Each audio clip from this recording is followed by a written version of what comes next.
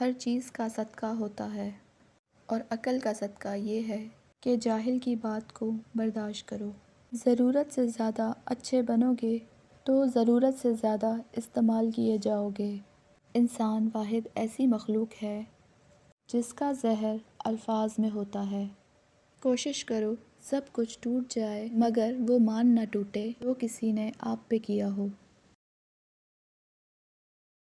شعور کا پہلا درجہ خاموش رہنا، دوسرا درجہ بدتمیزی کا جواب نہ دینا اور تیسرا درجہ بد اخلاقی کا جواب اخلاق سے دینا ہے۔ انسان پریشان ہوتا ہے تو راستہ بدل لیتا ہے، منزل بدل لیتا ہے، دوست بدل لیتا ہے، ارادہ بدل لیتا ہے، لباس بدل لیتا ہے، حتیٰ کہ گھر بدل لیتا ہے، لیکن افسوس خود کو نہیں بدلتا۔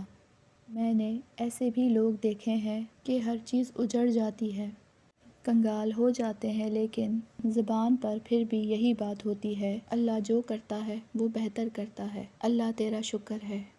فاتحہ لوگوں کے مرنے پر نہیں، احساس کے مرنے پر پڑھنی چاہیے، کیونکہ لوگ مر جائیں تو صبر آ جاتا ہے، مگر احساس مر جائے تو معاشرہ مر جاتا ہے۔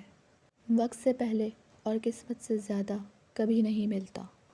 اشفاق احمد اپنی کتاب ایک محبت 100 افسانے میں لکھتے ہیں، مولانا حافظ الدین نے اپنی کتابوں میں لکھا ہے کہ آدمی کو چند خصلتیں چیتے سے سیکھنی چاہیے۔ ان میں سے ایک خصلت یہ ہے کہ چیتا کتے کی طرح رزق کے پیچھے بھاگتا نہیں، اگر اس کے سامنے کوئی چیز میسر آ جائے تو لے لیتا ہے، ورنہ چھوڑ دیتا ہے۔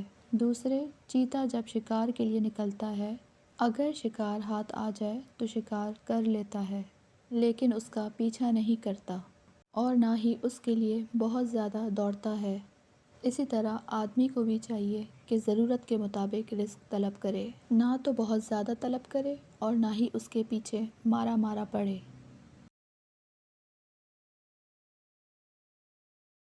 زندگی کچھ ایسی بے معنی ہو گئی ہے کہ انسانوں سے تعلقات ٹوٹتے جا رہے ہیں اور اپنوں سے بہت دور ہوتے جا رہے ہیں۔